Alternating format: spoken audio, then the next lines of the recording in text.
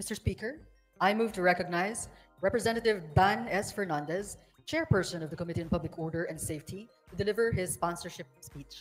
The Honorable Dan Fernandez is recognized to deliver his sponsorship speech. Thank you so much, Mr. Speaker. Maraming po salamat at us, the Quadcom. This progress report outlining the facts established, evidence gathered, actions taken, and recommendations for remedial legislation concerning extrajudicial killings, illegal drugs, illegal Philippine offshore gaming operators, and anomalous transactions involving local government units in connection with these unlawful activities. To date, the Joint Committee has conducted 13 public hearings and has obtained numerous testimonies of witnesses and documentary evidence in the course of its inquiry. Mr. Speaker, the Joint Committee has identified compelling evidence that necessitates prompt and decisive legal action by the appropriate government agencies, as well as urgent legislative intervention to enact laws and policies that will effectively address these critical issues. With respect to POGOs, the Joint Committee found a discernible pattern regarding their creation and operation. It starts with foreign nationals using fake documents to acquire Filipino identities, followed by land acquisition to establish POGO facilities, the construction of several buildings worth billions of pesos, the execution of lease agreements between two corporations with interlocking ownerships, followed by the application for POGO license with the Philippine Amusement and Gaming Corporation. This was also established that criminal syndicates composed of Chinese nationals pretending to be Filipino citizens operate within the country and are responsible for various criminal activities facilitated through POGOs, including human trafficking, internet scams, and money laundering. Some of these Chinese nationals have links to the drug trade. These POGO companies include Hongsheng Gaming Technology in the Baofu compound in Bamban, were facilitated by Go Huaping, also known as the former Bamban Mayor Alice Guo. Lucky South 99, situated in the Whirlwind Corporation, leased property in Porac, Pampanga, identified with Catherine Cassandra Leong and Attorney Herminio Harry Roque Jr. At kasama rin po dito si Sean Wei Technology owned by Alan Lim, also known as Wei Xiong Lim, together with his wife, Rose Nono Lin. The findings of the Joint Committee have led to the filing of cases against Guo Huaping, Catherine Cassandra Leong, and Attorney Harry Roque, and several other Chinese and Filipino incorporators of POGO companies for qualified human trafficking. Money laundering cases have also been lodged against them. Aside from Guo, Ong, and Roque, the Joint Committee recommends that criminal investigations be commenced to look into the involvement of other key personalities such as Hong Ming Yang, also known as Michael Yang, his elder brother Yang Jianxin, also known as Tony Yang, and spouses Alan Lim and Rose Nono Lin into illegal POGO activities. As a result of the joint hearings, the Anti-Money Laundering Council was directed to apply with the court for the issuance of a freeze order covering the assets related to the unlawful activities of Lucky South 99, Whirlwind Corporation, and Bian Cham Holdings. Furthermore, as a result of the findings into the illegal activities of POGOs, this representation and fellow members of the Joint Committee filed House Bill number 10987, or the proposed Anti-Offshore Gaming Operations Act. The bill seeks to establish ironclad provisions against the resurgence of POGOs in the country and repeals two laws related to the offshore gaming: Executive Order number 13, issued by former President Duterte, and Republic Act number 11590, or the law taxing POGOs.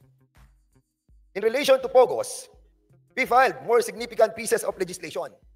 House Bill number 11043, which seeks to provide for a civil forfeiture in favor of the state of any unlawfully acquired real estate properties by any foreign national.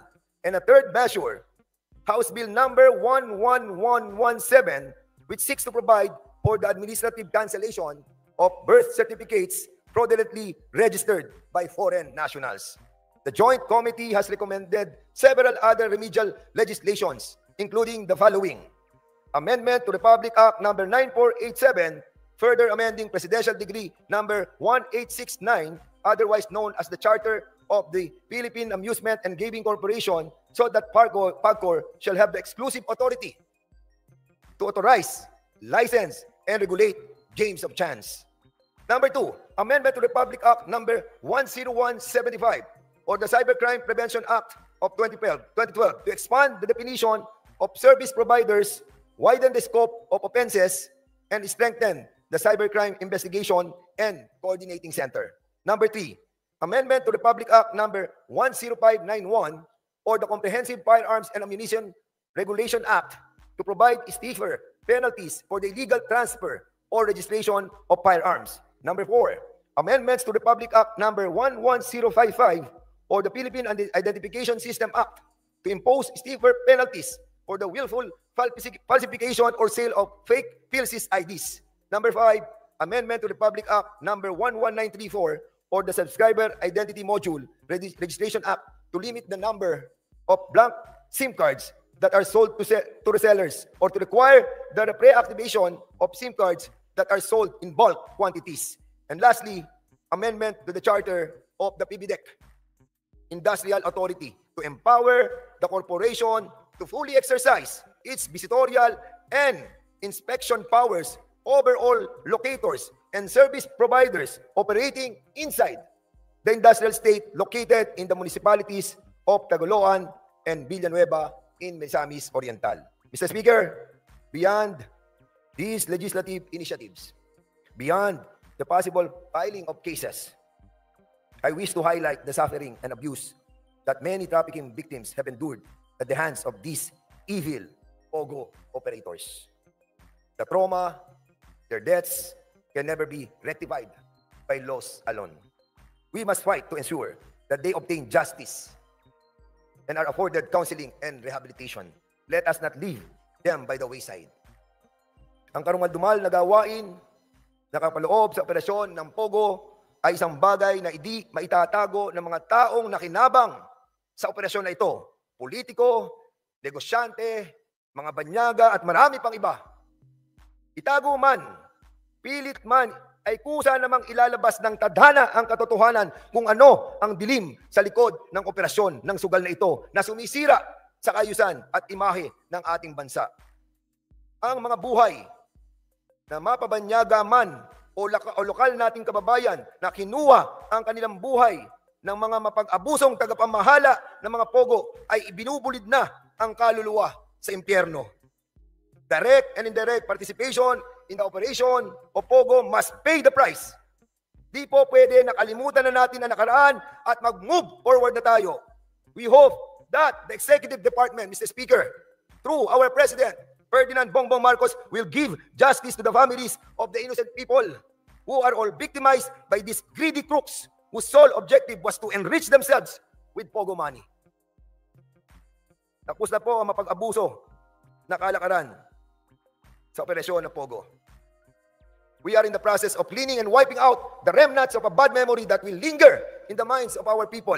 We must strive to bring back to our country the respect that was lost due to the legalization of the POGO operations and tell the whole world that this tiny nation that is living in peace and harmony has fought and won against the corruption, the atrocities, and the evilness of POGO.